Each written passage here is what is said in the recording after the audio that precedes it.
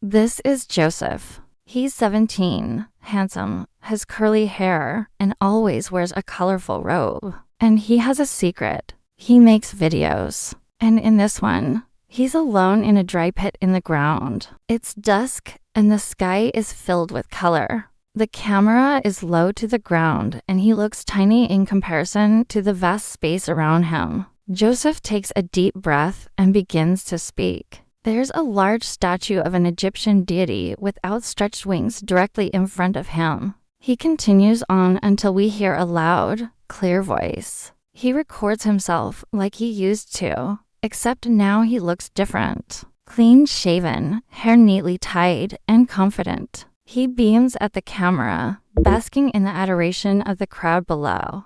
There are cheers, and the blare of trumpets fill the air. As he finally descends the stairs, the robe billowing dramatically behind him, a symbol of his rise to power. Joseph. He stops dead in his tracks. Whoever is calling him doesn't sound happy. Years later, guess who shows up needing grain? My brothers. They didn't recognize me, but I remembered everything. We shift to Joseph's point of view. We see the gold table in front of him and the 4 figures kneeling before it. Their heads are bowed, hiding their faces. He leans forward, his eyes hard and unforgiving. I forgave them. I cried. I told them, what you meant for evil, God turned for good. Never underestimate a dreamer.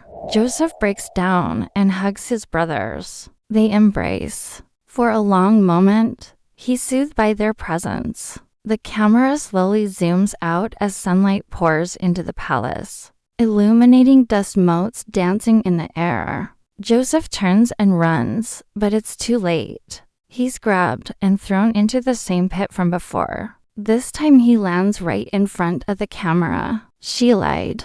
I got cancelled. Thrown in prison for something I didn't do. Nomic. No defense. Just silence. His eyes are dark and filled with hurt. He stares directly into the camera as the light flickers above him, casting dancing shadows on the wall behind. They sold me for coins like I was a thrift store hoodie. I ended up working in Potiphar's house. We hear distant dripping water and the echo of his own breathing. A single candle flickers nearby, casting a warm glow on his face. He speaks softly, still in jail, still dreaming. I told the cupbearer, you're getting restored. I said, just remember me. He didn't. The camera pans up to show us the source of the light, a small flame suspended precariously on a rock.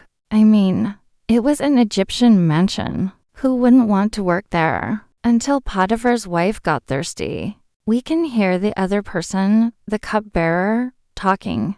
Pharaoh, he wants to see you. Joseph straightens his robe and runs his hands through his hair. He ties it back with a strip of cloth, then smiles.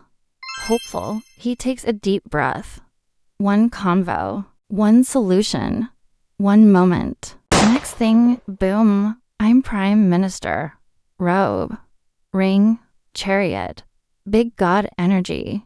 He walks out of the prison, leaving the chains behind. He pulls his new royal Egyptian robes around him, adjusting to their weight and luxury.